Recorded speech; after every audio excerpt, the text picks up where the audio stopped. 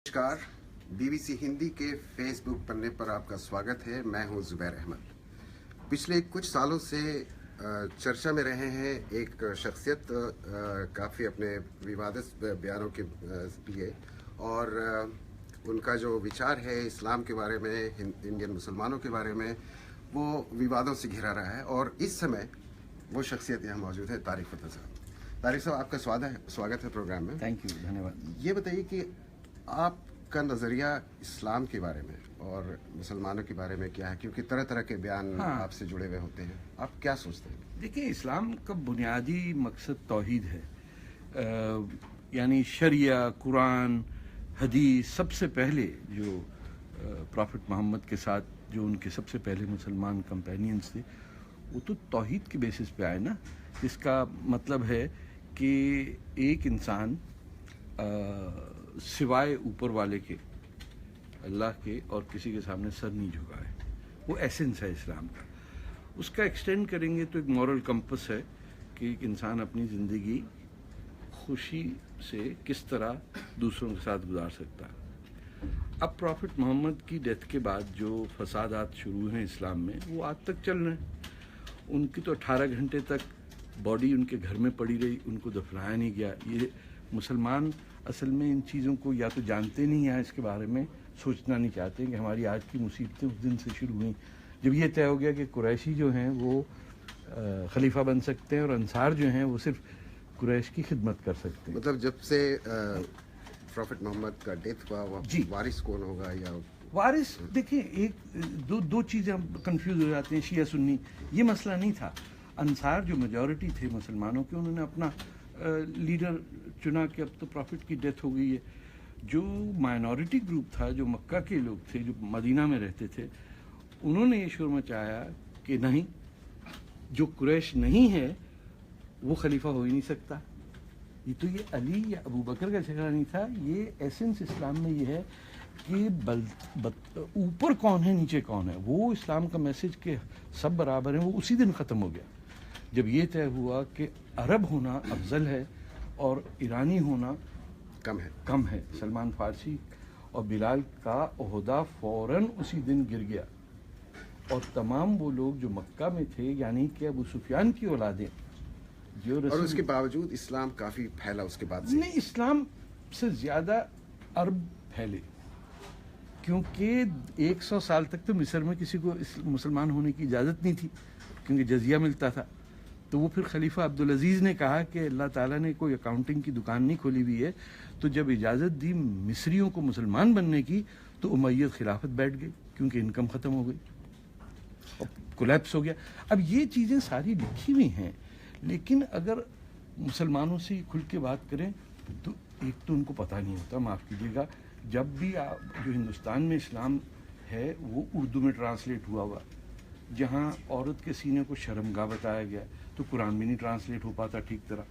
तो अब ये चीज़ों को खुल के जो बात करनी है, जिसमें हम कहते हैं कि truth is the essence of the Quran, उसमें एक बड़ा डिफाइनिंग वर्स है जिसमें कहा कि उस सच बोलो, उसमें आपका पर्सनल नुकसान हो तब भी।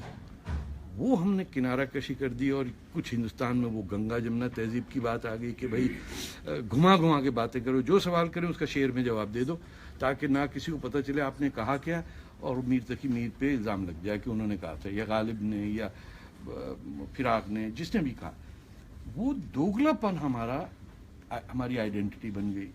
दुनिया में लोग हमें ट्रस्ट अब नहीं करते मुसलमानों को। अरे यार, मुसलमान है तो गड़बड़ इनमें करेगा। क्यों होगा? क्योंकि हम करते हैं गड़बड़। तो क्या यही वजह है कि जब आप इस तरह की बातें करते हैं तो भारत के मुसलमानों को प्रॉब्लम होती है आपसे? भारत के मुसलमानों के नहीं, भारत के मुसलमानों के मौलवियों को होती है। और नौजवान वो जो मुस्लिम ब्रदरहुड और जमात इस्लामी हिंदुस्तान के हैं, सैयद मौदूदी, उन्हीं की जमात इस्लामी है ना। उन्होंने किताब लिखी है ना, इस्लाम और जिहाद, जिसमें कहा है कि जिहाद का मतलब है काफिर का खात्मा करना। मैंने तो नहीं लिखी। तो मौदूदी साहब पे किसी को एतराज़ नहीं, मुझ पे है। मैंने तो नहीं गज़वा हिंद लिख डाली, जिस पे हर मुसलमान को पता है कि क्या है और हर नॉन मुस्लिम को नहीं पता। तो आपने एक बात कही कि मुसलमानों को आमतौर से और ख़ास तौर से हिंदुस्तानी मुसलमानों को इस्लाम के बारे में ज़्यादा इल्म नहीं है, जानकारी नहीं है। 90% मुसलमान 20th सेंचुरी तक अनपढ़ था, इलिटरेट था। जब तक वो पढ़ लिख नहीं सकता था वो इंसान था। पढ़ लिखने के बाद अब उसमें घुमंड आ गया और विक्टिमहुड का सेंस आ गया, इसीलिए वो वोट बैंक की सियासत करता है, यानी खुद कह रहा है कि हमें बैकवर्ड माना जाए। तो क्या और मसाइल है हिंदुस्तानी मुसलमानों के? आपने कहा है कि ये एक कमी है तालीम की। देखिए, आपने वो सरजमीन जिस पे रसूलुल्लाह की औलादों को पनाह मिली, बजाय इसके उसको रिस्पेक्ट देते और वहाँ के नाम अपने नाम से जोड़ते, आपने उन पे अपने नाम जोड़ने लग गए। पूरे यूपी में हर शहर का नाम किसके नाम से? मुजफ्फराबाद, मुजफ्फरगढ़। आपने तो किस शहर का नाम इलाहाबाद रखा है सर? मक्का का नाम रामगढ़ हो सकता है क्या? तो आप तो घुमंड से कह रहे हैं ना, हिंदुओं के सबसे होलीएस्ट सिटी पे हमने इलाहाबाद अल्लाह का नाम डाल दिया। तब भी लोग कहते हैं अच्छा ठीक है यार, इनको जो करना है कर लेने दो, साथ चलना। हमें इनकिसारी ख़त्म हो गई। हमने कभी, आप मुझे बताइए, कितने मुसलमानों ने जाके कोचिन में ज़ियारत की है इस्लाम की पहली मस्जिद की? क्यों? कि वो मस्जिद एक हिंदू राजा ने बनवाई। हम जाते हैं वो मस्जिद मैं अभी हाल में गया था, वो पहली मस्जिद नहीं, पहली, दूसरी या तीसरी मस्जिद। नहीं सर, पहली 629 में दूसरी कहाँ से आई? नाम शहरों के नाम के बारे में कहा। नहीं, मैं एक साथ बता दूं आपको। 629 के अंदर तो रसूलुल्लाह जिंदा थे और मक्का में इस्लाम नहीं आया था, तो दूसरी कैसे हो गई मस्जिद? वो डिस्प्यूटेड है वहाँ पे, खुद मुकामी लोग कहते हैं। हम ही न मुकामी नहीं कहते, नॉर्दर्न इंडिया का मुसलमान डिस्प्यूट करता है, क्योंकि जनूब के लोगों के रंग जरा काले हैं और वो उर्दू ठीक नहीं बोलते। तो हमने डेफिनेशन ये बनाया, मुसलमान कौन होता है? आपके प्रेसिडेंट तमिलनाडु से मुसलमान नहीं कहलाते। आपका इस इंडिया में इस्लामिक लीडर कौन बनाया जाता है? अबुल कलाम आज़ाद। क्या निफासत की साहब उर्दू बोलते थे। यानी क्योंकि आपके साउथ के और बंगाल के मुसलमान उर्दू नहीं बोलते हैं, तो आप उनको मानते। तो यही पाकिस्तान ये में उर्दू वालों का आप कह रहे हैं कि एरोगेंस है? जी नहीं, ये अशरफी मुसलमानों का एरोगेंस है। North Indian. देखिए, हर वो शख्स जिसने नाम के आगे सैयद लगा दिया, और नदवी और नकवी और सिद्दीकी और रिजवी, वो क्या कह रहा है? तुम लोग घटिया हो, हमने तुम पे कब्जा किया है, हमारे जूते पॉलिश करो, तुम्हारी औकात समझो। ये लफ्ज औकात सिर्फ हिंदुस्तान में यूज होता है, और हिंदुओं के लिए होता है, ऐसा क्या? नहीं, मेरे जैसे मुसलमानों के लिए भी होता है जिनके परदादा नहीं, हिंदू थे। वो ये इस बात का घमंड करते हैं कि हम अशरफ हैं, हम आला हैं, और हिंदू जो है ना, वो घटिया मुसलमान जिसका रंग काला है और जो गलती से मुसलमान हो गया, उसको क्या पता है इस्लाम क्या? इस्लाम तो आया था तैमूर के घोड़े पे। 50,000 हिंदू तो यूं मरवा दिए हमने दिल्ली में। बच्चों के नाम रख रहे हैं ना आप तैमूर।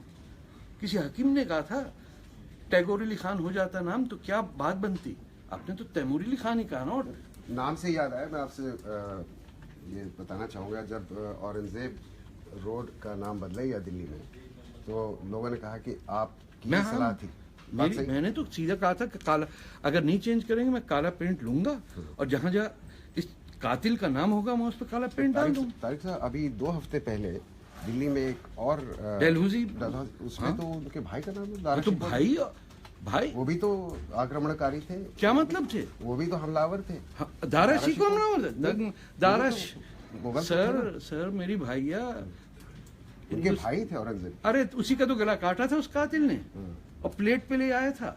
और जिस कातिल ने अपने बड़े भाई का गर्दन काट के अपने बाप के सामने रखा और ठुड्डा मार के फेंक दिया, जिसने शियों के इमामों की ज़बानें खींच के निकाली, जिसने सिखों के गुरुओं को दीवारों में बंद किया, और जिसने सैयदना दाऊदी बोरा मुसलमानों की इतना पेट में खाना डाला कि वो खा के मर गया, उसको यूपी के मुसलमान कहते हैं हमारा बहुत बड़ा लीडर है।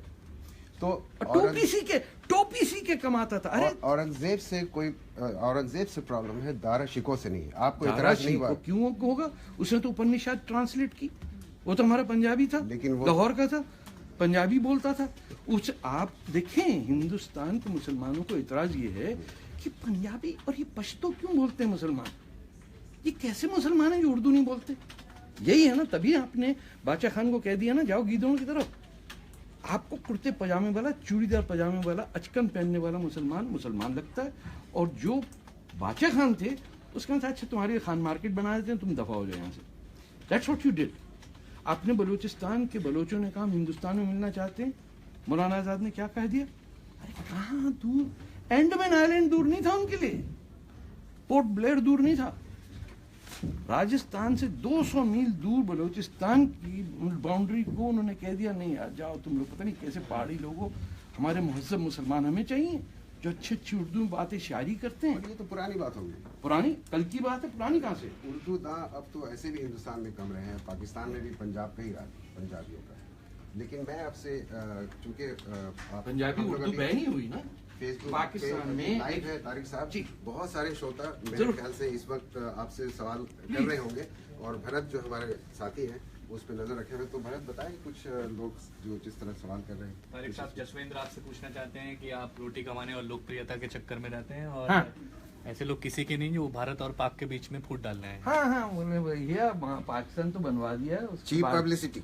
हाँ हाँ चीप नहीं, जरा महंगी है क्योंकि पैसा मुझे बहुत मिलता है। उनको बताएं कि 35 करोड़ मैंने लास्ट गिना था, घर जाके जब मैंने गिना तो वो 36 करोड़ निकले, तो 1 करोड़ फालतू है। उनको बोले अगर जरूरत है मैं दे देता हूँ, खैरात वैरात में भी बांटता हूँ, ज़कात भी मैं बांटता हूँ, लेकिन हूँ अशरफी नहीं।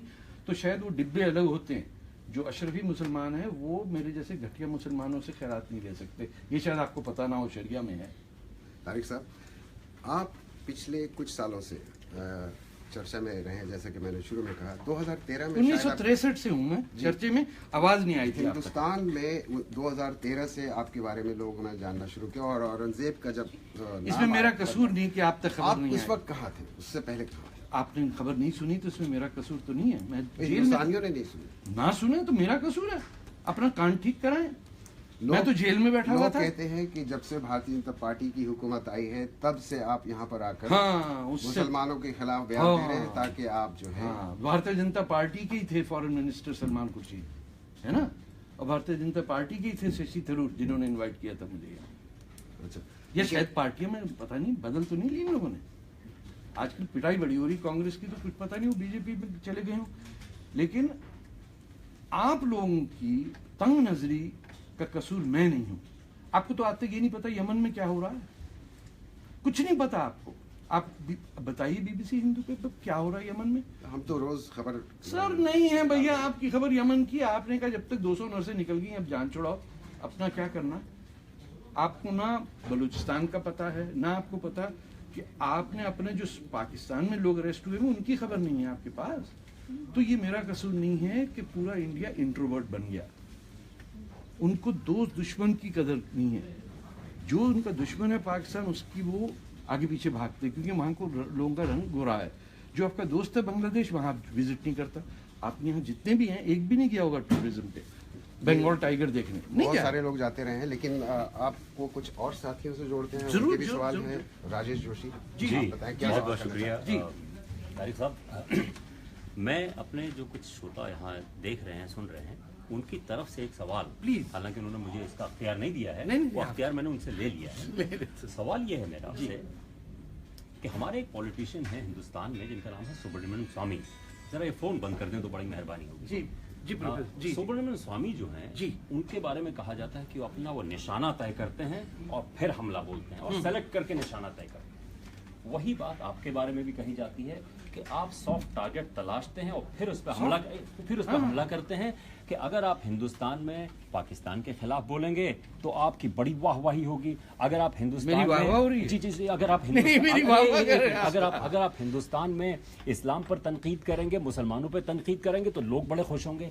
आप क्या वाकई निशाना साध के गोली दागते हैं? बिल्कुल, इसमें क्या क्यों इतराज करते है हैं आपको? साहब? अरे हर जो आदमी चोर को- है उसको तो निशाने में मैं लूंगा ना। आपकी डेफिनेशन से जो चोर तो होगा आप- वही चोर होगा क्या? आप अपना चोर मुतय्यन करें, मैं अपना करूंगा। आप लेकिन जिसने आप जो है- दारा शिकोह की गर्दन काटी वो चोर। वो तो जिसने- इतिहास की बात है। इतिहास आज है, इसी वक्त आज है, 1000 साल से इसी इतिहास वक्त- हो रहा है। तारिक साहब आज इसी वक्त आज की अगर बात कर देखें- लेते हैं। इसी वक्त अगर हाँ? आप देखें, आप कहते हैं अपने आप को 5000 साल पुरानी जो हिंदुस्तानी तहजीब है उसका आप हिस्सा है। हिस्सा मानते हाँ, हैं हाँ, अपने हाँ, आप को। आप नहीं मानते। मैं वो तो मेरे इंटरव्यू नहीं हो रहा है, आपका इंटरव्यू हाँ, तो मैं आप- सवाल पूछूंगा। पूछे, हाँ, पूछे। मैं सवाल पूछूंगा। हाँ कन्वर्सेशन है। अब हाँ कन्वर्सेशन। अब सवाल ये है, जो गड़बड़ियां आपको पाकिस्तान में दिखती हैं, हाँ। इस्लाम में दिखती हैं, मुसलमानों में दिखती हैं, हाँ। वो गड़बड़ियां आपको दीगर जो मजहब हैं हाँ। उनमें दिखती है। हाँ, हाँ, दिखती फिर एक है। के बाद हम बात कर लें। हाँ कर लें, उस पर बात कर लें। डॉक्टर तुगाड़िया की बात कर सकते हैं, क्या बताएंगे उनके बारे में आप? विश्व हिंदू परिषद के प्रवीण तोगड़िया के बारे में मुझे बड़ा डर आपके लगता क्या तासुरात क्या है? मेरे तासुरात ये हैं कि जिन लोगों पे उनका वो ऑपरेशन करते हैं, मुझे उनसे डर लगता है कि उनका हशर क्या हो सकता है, क्योंकि वो खास तौर पे बड़ा तासुब पसंद आदमी। लेकिन तोगाड़िया साहब जो हैं वो 9/11 की टावर्स पे अटैक नहीं किया उन्होंने आज तक। अगर उन्होंने किया होता तो मैं उनकी ऐसी तैसी करता। उन्होंने बाली में बमिंग नहीं की, तोगाड़ी साहब ने मुंबई पे हमला नहीं किया। वो हिंदुस्तानी मुसलमान तो नहीं थे। नहीं, मुसलमान की कौन से हिंदुस्तानी मुसलमान नहीं थे? 9/11 की बात हाँ, कर रहे हैं और खालिद शेख मोहम्मद कौन था? आपने हिंदुस्तान ना मैं बता नहीं, मैं एक चीज बता दूं, जो शख्स मुझे हिंदुस्तानी नहीं मानता उसको हिंदुस्तान को पता ही नहीं। आपको पता है खालिद शेख मोहम्मद कहाँ की पैदाइश है? अगर नहीं पता है तो मैं बता दूंगा आपको। पैदाइश तो वैसे आपकी भी पाकिस्तान की, लेकिन आप नायपॉल हिंदुस्तानी है नहीं है? आप कह रहे हैं नायपॉल नहीं origin है? के। अडवाणी साहब हिंदुस्तानी हैं? बिल्कुल है। क्यों हैं और मैं क्यों नहीं हूं? और अगर अडवाणी साहब हिंदुस्तानी हैं तो खालिद शेख मोहम्मद क्यों नहीं हिंदुस्तानी है? इस पे आएंगे भी, इस पे आएंगे, लेकिन पहले आपका वो जवाब पूरा हो जाए। आपने एक वाहिद फर्द यानी एक शख्सियत एक का और भी नाम ले लिया, सकता हूं, हाँ। प्रवीण तोगड़िया। हाँ। आप प्रवीण तोगड़िया इंसान का नाम क्यों ले रहे हैं? वो तो अपना VHP कह रहा हूं। VHP। हाँ, मैं कह रहा हूं ना। जब आप VHP की बात करते हैं तो आप RSS की भी बात करेंगे। बिल्कुल। तो RSS के बारे में क्या तासुरात हैं आपके? आरएसएस इज एन ऑर्गेनाइजेशन जो हिंदुत्व को लेके चलती है, और आरएसएस की वर्स्ट फॉर्म जो है वो कुछ भी कर लें उसमें यमन में कुछ नहीं हो सकता। यमन छोड़ अच्छा दीजिए। ना RSS सर मैं बता मेरा जवाब आप नहीं तय कर सकते। मैं सवाल पूछ रहा हूं। मेरा जवाब हाँ तो आप सुनेंगे जवाब। मैं आपसे ये सवाल पूछ रहा हूँ। मेरा जवाब आप नहीं देंगे। आप जवाब कंप्लीट कीजिए, मेरा सवाल तो आपने रोका ना मेरा जवाब। मैं ये कह रहा हूँ कि जब RSS की जब आप बात करते हैं तो आप उसको यमन से जोड़ रहे हैं। नहीं, यमन में कुछ हिंदुस्तान गलत नहीं हो सकता है। नहीं, मैं आपसे बता रहा हूँ कि अपना हिंदुस्तान का जो वो है इंटेलेक्चुअल, वो बंधा हुआ है। उसने पिछले 1000 साल में दरियाए सिंध के उस पार देखा भी नहीं है। जो एक शख्स गया था रणजीत सिंह, ठीक ठाक करके काबुल में दुरुस्त करके आया, उसका तो आपने कुछ स्क्वायर तक नहीं बनाया है। आप लोग अंदरूनी इंट्रोवर्ट्स हैं, इसीलिए आपको दुनिया नहीं। जो मुसलमान है, इस्लामिस्ट है, जिहादी है, वो तो हिंदुस्तान को एक बाय पार्टिकल समझता है। एक क्यों उसी के मेरे मैं जवाब मैं दूंगा सर, सवाल आप करेंगे जवाब मैं दूंगा। इसके बाद मेरा अगला ना सवाल ना आएगा, मैं जवाब कंप्लीट करूँ, मैं जवाब नहीं मत रोकिएगा। ये अगर लोकसभा के अंदर ये होता होगा तो नहीं है, लेकिन हमारे यहाँ BBC कनाडा में नहीं होगा। ना कनाडा में हाउस ऑफ कॉमन्स में नहीं होता है, हाँ। BBC पे भी ये नहीं होता। अच्छा कंप्लीट। हाँ, अगर आपको नहीं पता है कि दुनिया दरियाई सिंध के उस पार है तो इसमें मेरा कसूर नहीं है। और जो पूरी वर्ल्ड वाइड इस्लामिक मूवमेंट है वो आपके यहाँ नहीं चल रही, आपने ठेका नहीं लिया हुआ उसका। वो ठीक और बात है कि इस वक्त आईसिस का जो नेम है दुनिया में वो एक हिंदुस्तानी है। आपको नहीं पता उसका नाम और बात है, कलकत्ता में रहता है। आपके यहाँ एक मौलवी टीवी पे आके कह सकता है कि फलाने की गर्दन काट दो, आप लोग यूं करके चले जाते हैं, इससे क्या फर्क पड़ता है? यही मेरा सवाल था आपसे कि आप अपना सॉफ्ट टारगेट तलाशते हैं और उस पर अटैक करते हैं, मैं कर रहा हूं। मारते हैं। लेकिन अगर आप ऐसे एग्जांपल्स, आपको जो दूसरे एग्जांपल्स है जो रोजाना दिन रात इस हिंदुस्तान में हो रहे हैं, हाँ। उस पर आपकी नजर क्यों नहीं जाती है? मसलन पठानकोट पे किसने हमला किया? मसलन वो नहीं, पठानकोट अभी मेरा सवाल आपको पूरा नहीं नहीं हुआ सर। सवाल पूरा मसलन बताइए। मसलन ये है कि जब गोमांस के खाने पर पूरा विवाद हिंदुस्तान में होता है, उसके कुछ लोग पक्षधर हैं, उसके कुछ लोग मुखालफत करते हैं, उस पर आप कुछ नहीं कहते हैं। अब जब उसी के बाद उसी मुद्दे पे एक आदमी की लिंचिंग हो जाती है, हाँ, हाँ। उसको मार दिया जाता है। मैंने तो कंडेम किया, आपने नहीं पढ़ा, मेरा कसूर है? नहीं, मैंने कहा कंडेम अलग होता है। ना, क्या? कंडेम करना अलग देखिए, होता है, लेकिन आपका नहीं, आप मेन ना, मेरा थ्रस्ट देखिए, थ्रस्ट आपका जो है आपके टारगेट्स हैं। बिल्कुल हैं, इसमें टारगेट्स आपके नहीं होंगे, मेरे हैं। सब बराबर नहीं, सब बराबर नहीं है। तामिल ना, सब बराबर नहीं है। सवाल को टाइम मैं बताया, देखिए ना, मैं जवाब देने दूं। तामिल टाइगर एक्सट्रीम पे चले जाएं, उसका एक्सट्रीम नतीजा क्या होगा? तामिल इलाम एक अलग सूबा बनेगा, सारे खालिस्तानी बब्बर खलसा, सारे पूरा पंजाब का सिख सब के सब बब्बर खलसा में घुस जाते हैं। उसका क्या नतीजा निकले? अरे सुने तो हाँ, क्या फर्क पड़ेगा? आपका ज्यादा से ज्यादा पंजाब हिंदुस्तान से अलग होगा और पाकिस्तान का एक सैटेलाइट स्टेट बनेगा। जिस तरह जो भुट्टो साहब ने कहा था कि हम बांग्लादेश बनाएंगे अपने बॉर्डर पे और उसका नाम होगा खालिस्तान, हाँ? वो तो नहीं हो सका। वर्स्ट केस सिनारियो और बेस्ट केस सिनारियो होता है कंपैरिजन में। आपके सामने सेकेंड वर्ल्ड वॉर में दो फिनोमेना थे, स्टालिन का कम्युनिज्म और हिटलर का नाथसीज्म। रूजवेल्ट, चिंग काई शेक, माओ जेडुंग, हो ची मिन, Winston Churchill joined with Stalin to destroy Hitler।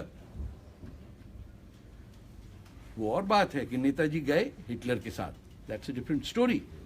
Who lost and who won in a comparative sense कि what is a bigger evil.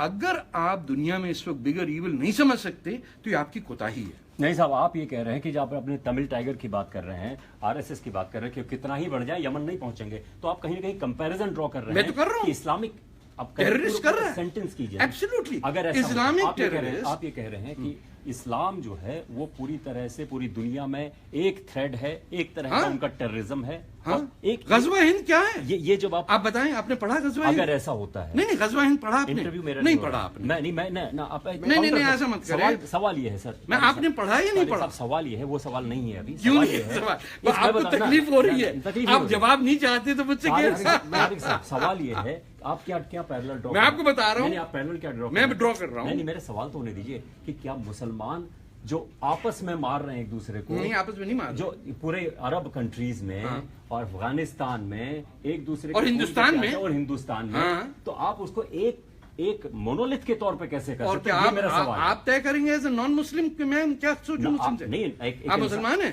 सिर्फ मुसलमान तय करेगा। और आप तो मुझे कोई बोलने ही नहीं दे रहे, बात करें फिर। मैंने आपसे कहा ना, ये बताएं मोनोलिथ है। आपने सवाल पूछा नहीं पूछा? पूछ लिया ना, मैं जवाब दूंगा। पूछने देंगे तो पूछूंगा। अरे आपने पूछ लिया, आपको गजवा हिंद का खाक नहीं पता। गजवा के हिंद का नहीं, ना मेरी बात सुनो। नहीं सर, अगर आपको नहीं पता तो आप में इतनी हिम्मत होनी चाहिए कि एडमिट करें कि भाई मुझे नहीं पता, मैं घर जाके पढ़ लूंगा। अच्छा, मैं पढ़ लेकिन लूंगा, हिंदुस्तान में भैया, लेकिन हिंदुस्तान का इंटेलेक्चुअल ये कभी मान ही नहीं सकते कि उसे कुछ पता नहीं है। मेरे सवाल पे तो आइए, मोनोलिथ कैसे? मोनोलिथ है कैसे? मैं हूँ उनके, मैं मुसलमान हूँ और जिन्होंने मुझे मारा वो भी मुसलमान है, मोनोलिथ कैसे हो गए? तो आप तो यही कह रहे हैं। मैं कब कह रहा हूँ? मैं कह रहा हूँ ये लड़ाई जो है ना, आप ये कह रहे हैं कि अगर एलटीटी वाला होगा या हिंदू जो एक्सट्रीमिस्ट होगा, यमन में उसका असर नहीं होगा। कैसे होगा? आपने क्या कंपैरिजन किया? कंपैरिजन किया कि मुसलमान सब एक फीजी, पूरा इस्लामिस्ट मूवमेंट जो है वो आपके हिंदुस्तानी सैयद अबुल आला मौदूदी की पैदाइश है और आप लोग उसको बैठ के वेनरेट करते हैं। आपकी, अरे साहब, मौलाना को आप कुछ कह ही नहीं सकते। आपकी बीबीसी ना सर, मेरी बात, क्या बात कर, इस्लामिक ब्रदरहुड नहीं था। इस्लामिक ब्रदरहुड का कोई, आर यू किडिंग? मौदूदी किसका ये था मेंबर? नहीं, आप मौलाना Maududi was not a member of Muslim brotherhood. Muslim I hope this is going on. मैं कह रहा हूँ मुस्लिम ब्रदरहुड के भी तो कुछ था नहीं। क्या था? मुस्लिम ब्रदरहुड का कौन था? मुस्लिम ब्रदरहुड जो इजिप्ट में था, बन्ना, हसन अल बन्ना और मौदूदी के क्या ताल्लुकात थे? सैयद कुतुब कौन था? आप तो स्कॉलर है ना, हम तो जर्नलिस्ट हैं। अरे आप जर्नलिस्ट कहाँ है सर? आप लोग हम आहंगी हो सकती है, लेकिन मेरा सवाल बिल्कुल हम आहंगी नहीं सर, दे आर कनेक्टेड। अच्छा ठीक है। मैं अल कायदा in India is a Muslim brotherhood setup based on Jamaat Islami's ideology, based on Sayyid Qutb, based on Hassan al-Banna, and India का प्रॉब्लम ये है कि किसी मौलवी के सामने खड़े होते हुए बड़े लोगों की हवा निकल जाती है, बाप रे बाप, कल के चाकू निकाल दिया, मार दिया, फतवा लगा दिया, तो हम कहाँ जाएंगे? इसीलिए हिंदुस्तान का इंटेलेक्चुअल मुसलमान जो है, माइक जब बंद होता है कुछ और कहता है, माइक ऑन होता है तो कुछ और कहता है। और इस वक्त भी डर आपको ये है कि हम इस तरह लगे जैसे हमने तो तारिक फता को बुला के वो उसकी ऐसी तैसी की। हाँ बिल्कुल ये मकसद नहीं। इकबाल साहब एक सवाल करना चाह रहे हैं। इकबाल साहब आप भी कर लीजिए, आप भी आ जाएंगे, नेक मुसलमानों में आपका नाम भी आ जाएगा। ये अपने भरत कुछ सवाल करना, क्यों उनकी जिंदगी खराब कर रहे हो? उन पे फतवा लग जाएगा भैया। धीरज आपसे पूछना चाहते हैं कि क्या पृष्ठभूमि में आपको कोई राजनीतिक बल मिलता है पीछे से? ये मुझे जरा आसान, क्या इसके पीछे कोई सियासी ताकतें रहती हैं? आपके बयानों के पीछे कोई सियासी? मैंने बताया ना, मैं रॉ के लिए, CIA, KGB और मोसाद के लिए काम करता हूँ और बेतहाशा पैसा मिलता है, मारा मारी चल रहा है आजकल। बहुत ही अपने पाठक, हाँ उनको बोले अपने CPM और कांग्रेस की मेंबरशिप रिन्यू करा दें, धीरज साहब को कहिए। अच्छा इकबाल उसमें आपने ISI का नाम नहीं लिया। ISI का तो है ही है, ISI का तो आया हूँ मैं। ISI ने तो 50 साल गवर्नमेंट चलाई आपकी सर। जी आप भी बता दीजिए। मेरा बस छोटे छोटे दो सवाल, RSS से जुड़ा एक सवाल था जो राजेश जी ने कर लिया। कुछ और भी बचा RSS के अलावा? जी आपके बारे में ये इल्जाम है कि आप लगाए ना, मेरे सीधी बात करो यार, ये उर्दू में बात मत करें, आप सीधा कहें कि आपका इल्जाम है। कि आप जो है बदलते वक्त और हालात के हाँ। हिसाब से अपने स्टैंड हाँ। बदलते रहते हैं। हाँ, मसलन आप 2006 तक इजराइल की मुखालफत करते थे, जब आपने तो अब भी मुस्लिम करता हूँ। कैनेडियन कांग्रेस बनाया मैं तो हूँ। उसके बाद आप नहीं, मैंने अब भी करता हूँ। मैं तो इसराइल की आज करके आया हूँ कि पैलेस्टीनियन एरिया से ऑक्यूपेशन खत्म करो, तो सवाल खत्म हो गया ना आपका। नेक्स्ट ये खत्म हो गया सर आपकी विकेट गई। नहीं, विकेट नहीं गई। आप गूगली फेंक रहे हैं और छक्का मार दिया। अब सवाल तो नया बॉल लेके सुन आए। तो ले सवाल। अरे दूसरी बॉल कीजिए। आप सद्दाम हुसैन के एक जमाने में सपोर्टर हुआ नहीं करते था, थे। झूठ बोल रहे हैं आप। मैं झूठ बोल रहा हूँ। हाँ, मैं बता रहा हूँ आपको, सद्दाम हुसैन का मैं कहां से सपोर्ट हुआ, ये तो पूछ के आइए ना अपने राज्यसभा में कांग्रेस के लीडर के उनके बेटे का नाम सद्दाम हुसैन क्यों है। नहीं वो ना पूछिए, आप ये सवाल पूछने की हिम्मत है आपकी? आप मुझ में बहुत नहीं हिम्मत है। मेरी आपने हिम्मत कभी छोड़ दीजिए। पूछा? अच्छा, तारिक साहब, मेरे आपने सवाल का पूछा जवाब कभी, आपने पूछा कभी गुलाम नबी आजाद से कि उनके बेटे का नाम सद्दाम हुसैन कैसे हो गया? जी बिल्कुल मैंने पूछा। नहीं, अच्छा, आगे बात आप आप ये जो है मैंने नहीं, आप देखिए आपकी क्रेडिबिलिटी उसी वक्त खत्म हो गई जब आपने ये झूठ बोला कि मैं सद्दाम हुसैन के फेवर में था। अच्छा, ना, आपने इन्होंने खुद कहा। आपने मैंने जब ये कहा आप मुझे कोट नहीं कर रहे। आप सद्दाम हुसैन के सपोर्टर रहे हैं। नहीं, आप झूठ कह रहे हैं। अब आप मानने को तैयार नहीं। आप कैसे मानूंगा? आप जो कहते हैं इसके बाद शेर सुना दीजिए आप सर। आपके तमाम गुनाह माफ हो जाएंगे उसमें। मैं कोई शायर नहीं हूं। अरे सर यहाँ कौन नहीं शायर है? अशरफी मुसलमान। अशरफी मुसलमान तो बाकी अरे नहीं है, बिहार में भी अशरफी है। मैं एक सवाल जो है, एक बार एक वीडियो आया था, हाँ। एक बार एक वीडियो जिसमें आपको ये कहते सुना गया हाँ। कि हिंदुस्तान में हाँ। जैसे बंगाल है, हाँ। पंजाब है, ये अलग अलग सूबे हो जाने नहीं चाहिए। आप भी गलत बात कर रहे कहाँ हैं। है? अभी चलाइए चलाइए। चलाइए क्या साहब, बोल रहे हैं? हाँ, देखिए, चलाइए। आप हैं, ये आप सामने आप बताइए। नहीं, पूरा वीडियो सुनाइए, बीच में काट के बीबीसी नहीं करे। नहीं जो शुरू ना आपके पास क्या मतलब है? जो ISI के इंटरनेट पे जो ना आप सर बोल रहे हैं। नहीं, बात सीधी अच्छा, करें सुनिए। ना। आप मेरी बात सुने। आप देखिए साहब, ये अच्छा क्या कहा ये बता दीजिए आप इसमें। आप मुझे बताइए वीडियो आपके पास पूरा कहाँ है या नहीं, ये बताइए। ये वीडियो ना ये आपके पास ये वीडियो है या नहीं है? ये देखिए YouTube पे। ना भैया, ये आधा इंसान नहीं हो, मेरी टांगे भी हैं, सर भी है। ये वीडियो का शुरू आखिर है नहीं है? ये आप हैं या नहीं है? ये नहीं, आपको क्या लग रहा है? नहीं पता नहीं, क्योंकि आप महात्मा गांधी बैठे हुए हैं क्या? बहुत पुराना फोटो है ये। पुराना फोटो क्यों मजाक कर रहे हैं? ये नहीं, आपका हिंदुस्तान का आप ये ये रह गया कि बताइए। आप लोग झूठ बोलते हैं नहीं। और प्रिटेंड करते हैं। आप ये बड़ा मजाक बताते हैं करते कि तारिक साहब, आप इस हिंद- वीडियो के बारे में हमें बता दीजिए। मैं बता रहा हूँ, हाँ। This is a 2-hour interview taken by Babbar Khalsa, supplied to the ISI, then coming back over here to an Indian reporter in a 2-minute version. कितना है इसका टाइम बताइए? 1 मिनट 13 1 मिनट। आपने 1 घंटे का इंटरव्यू लिया और उसका 1 मिनट 13 सेकंड काट के बीबीसी हिंदी पे चला दिया। इसमें तो आप कह रहे हैं कि टुकड़े नहीं, मैं नहीं कह रहा हूँ, सूबे हो जाने नहीं कह रहा हूँ सर आपसे। बंगाल नहीं आपसे उधर मैंने का हो जाए, नो पाकिस्तान में खालिस्तान और वो अलग क्यों हो आप जाए। ऐसे झूठ बोल रहे हैं? चला दीजिए। देखिए आप आप इस तो वक्त- पूछ रहे हैं, कोई ऐसा नहीं है कि आप पूछ नहीं रहे हैं, इल्जाम नहीं सर। लगा रहे हैं। एक और इसको क्या इसको है? क्लियर कर लें, एक मिनट। नहीं, नहीं। ये टीवी, एक मिनट इसको एक क्लियर कर मिनट, लूं, सर। एक मिनट ये सर। मैं am ये quite टीवी used- की डिबेट नहीं है सर। नहीं, सर, ये हम मैं- लोग बहुत ही और क्या एहतराम है से आपको ये? बुलाया है, BBC एहतराम से आपको बुलाया सर है। एहतराम आप से खुद नहीं बता बुलाते। दीजिए। देखिए मेरी बात सुने, ये छोड़ दीजिए कि एहतराम से बुलाया नहीं बुलाया, ये मुझे भी पता है, आपको भी पता आप है। उसके बारे में बता दीजिए मैं ना। आपको बताया कि 2 घंटे का इंटरव्यू है। उसमें क्या कहा आपने हिंदुस्तान के आप अलग-अलग सुनना सूबों चाहते के बारे में? जी, हैं तो जहां से वीडियो आया उनसे पूछिए, कहाँ है पूरा अरे वीडियो? आप बजाते खुद यहाँ पे मौजूद हैं, आपसे पूछेंगे ना। देखिए आप इल्जाम लगा रहे हैं ना मुझ पे कि कुछ मैं नहीं, हिंदुस्तान इल्जाम को- नहीं लगा रहे, अरे कुछ और नहीं, सिर्फ- सर आपने मुझे 65 साल से बड़ा बेवकूफ समझा हुआ है। मैं 1963 से मैं देखिए नहीं, आप ये 1960 मानते हैं क्या कि पंजाब पाकिस्तानी पंजाब, हिंदुस्तानी पंजाब एक अलग सूबा हो जाए? No. बांग्लादेश बंगाल एक बिल्कुल अलग सूबा- खालिस्तान बनाना, मेरी बात सुनिए, तो आप ही अपने जिसने नहीं कहा, नहीं खालिस्तान कहिए। बनाना है उसका लाहौर कैपिटल बनाइए, तब मैं खालिस्तान सपोर्ट करूंगा। और खालिस्तान में यहाँ का पंजाब भी हो, चाहिए ननकाना हो, फिर देखते हैं कहाँ जाते हैं बब्बर खलसा। लुधियाना वगैरह भी आपके नजर में होना चाहिए। अरे भाई लाहौर को कैपिटल तो बनाओ पहले। फिर कुछ सियासत बने। हाँ बंगाल देखिए, में वैसे बांग्लादेश और it should have been Paschim part Bengal- of West Bengal. आपने उसको अलग किया ना, आपने बेवकूफी की ना कि बांग्लादेश को आजाद करके कह दिया कि अलग है। आपने 2 नेशन थ्योरी प्रूव की ना, मैंने किया। आपकी फौज थी ढाका में या मेरी फौज थी? आपने कह दिया सारे पता नहीं कहां से आ गए इतने लोग। आपने 50 दिन में फौज हटा के 50,000 वॉर क्रिमिनल्स को तोहफा दे दिया पाकिस्तान को, और मुझे आप भाषण सुनाने के मैं इंडिया तोड़ने चला हूं। सर जाने ये किसी ने नहीं कहा। अरे छोड़िए मैं सर, आप ही का वीडियो दिखा। अरे मेरा वीडियो बहरहाल, नहीं, देखिए ना आप एक लेट मी आपके क्लैरिफाई। वीडियो का एक हिस्सा। नहीं, आप ये एडमिट करें कि 2 घंटे के अंदर से आपने 1 मिनट 13 सेकंड काट के मुझे ट्रैप करने की कोशिश ट्रैप नहीं, इसीलिए क्योंकि आप मौजूद हैं, आप नहीं आपने इतना बड़ा झूठ बोल दिया। आप तो सबको झूठ बोलेंगे, इसलिए वो कोई बात नहीं है। नहीं मैं चलता हूँ। I can't talk. Sir please देखिए, क्रेडिबिलिटी ऐसा नहीं, मुस्कुरा के ऐसी बात मत करें, क्योंकि मैं पूरा सीखा हुआ मैंने कि how people lie with a smile, ये तो मुझे पता है। अच्छा। तो मैं भी कल पैदा नहीं हुआ हूँ, आपको भी पता है। हमारे यहाँ जहाँ हम पंजाब से आते हैं, जो हमारी शक्ल होती है वैसे ही हमारी बयान होता है। ये हमें घूम घुमैया जलेबियों वाले आर्गुमेंट की जरा आदत नहीं है। जी हमारी कॉलीग है, वो आपसे जी मैं ये जानना चाह रही थी, बहुत धर्म पे बात हो रही है, तो पाकिस्तान में औरतों के का जो दर्जा है और जो भारत में मुसलमान औरतों की मैं बात कर रही हूँ, औरतों का दर्जा है, उसमें आप क्या फर्क देखते हैं? पाकिस्तान में और मुसलमान औरतों का दर्जा हिंदुस्तान की मुसलमान औरतों के दर्जे से बहुत ज्यादा है। अच्छा। हाँ, पाकिस्तान में ज्यादा है, बिल्कुल ज्यादा है। आपके यहाँ जो मुसलमान की औरतें हैं उनका हैदराबाद, यूपी, बिहार में दर्जा बहुत कम है।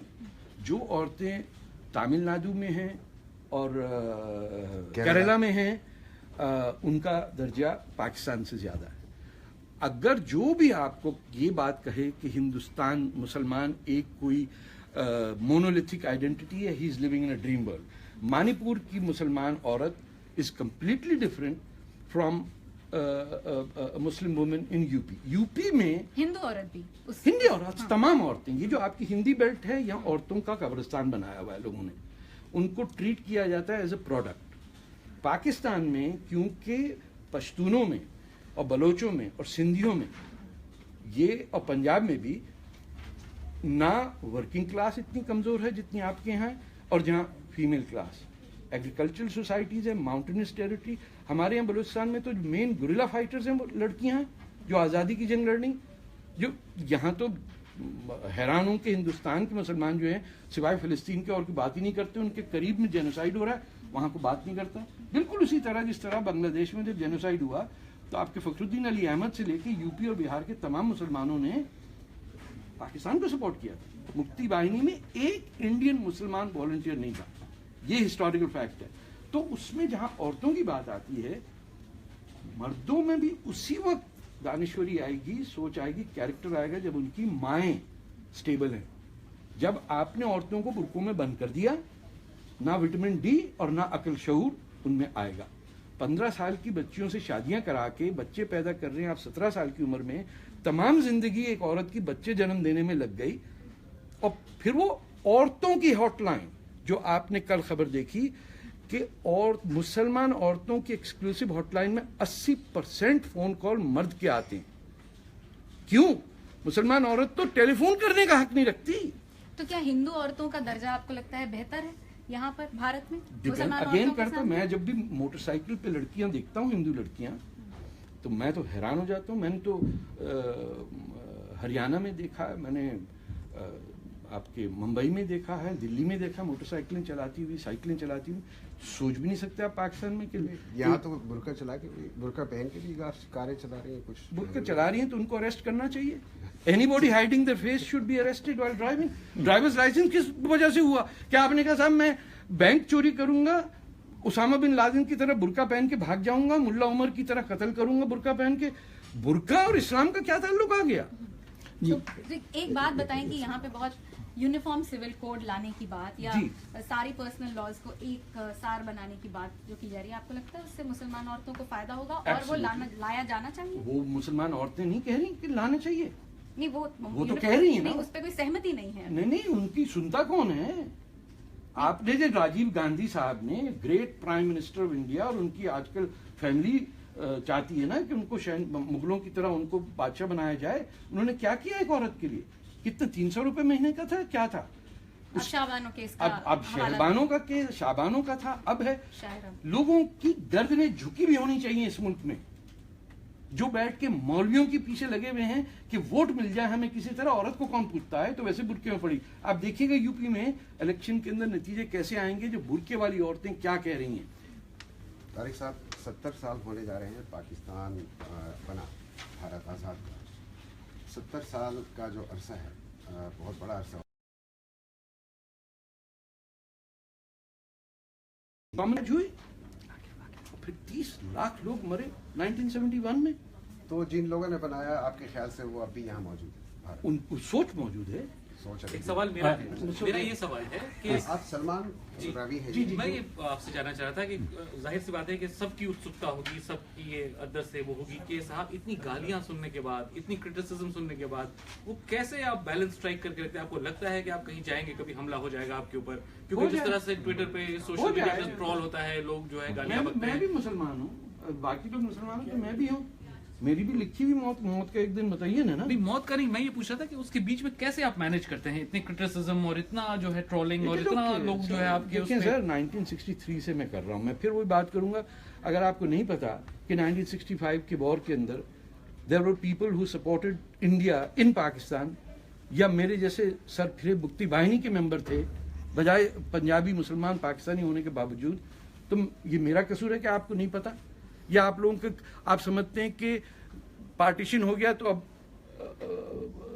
कुरुक्षेत्र और लाहौर और महाभारत अब हम निकालेंगे कर्णफुली रिवर से।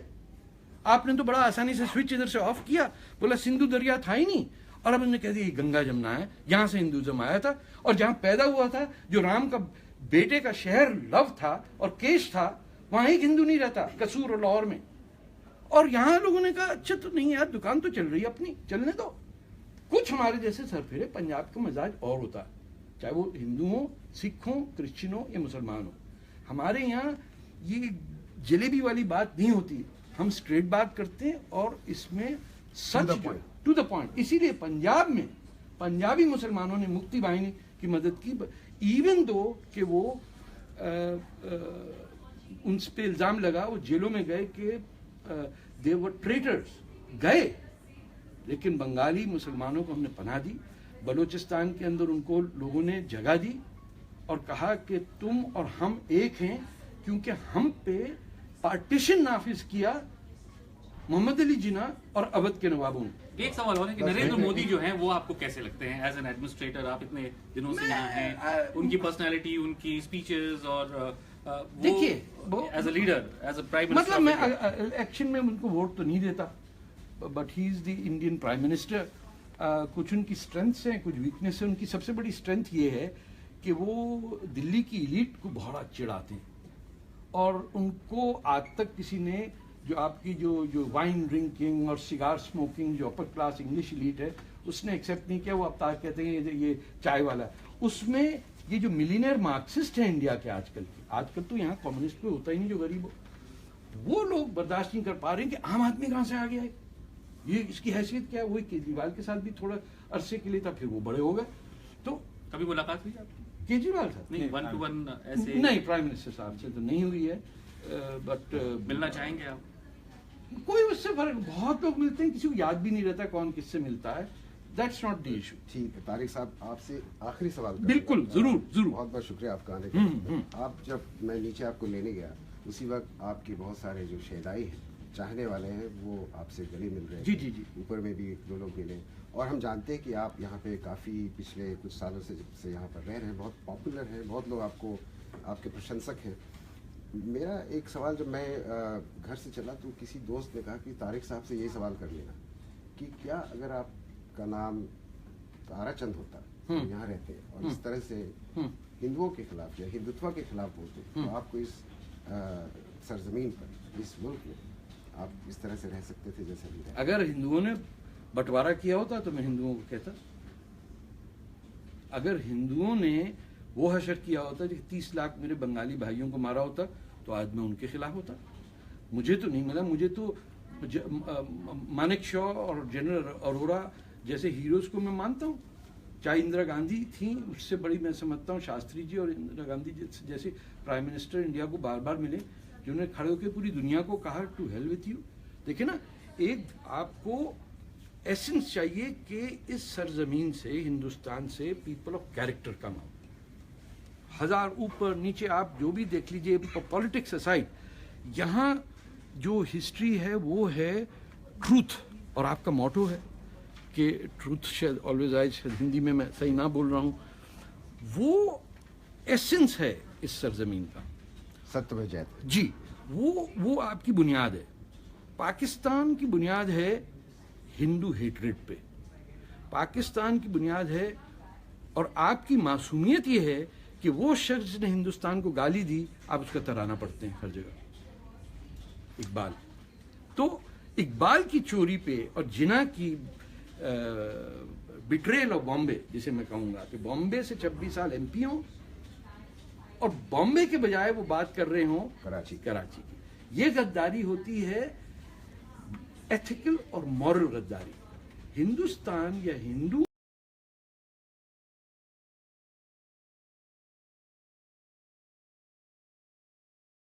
बाकी है, तो बीबीसी हिंदी से जुड़ने का बहुत बहुत धन्यवाद। Thank you.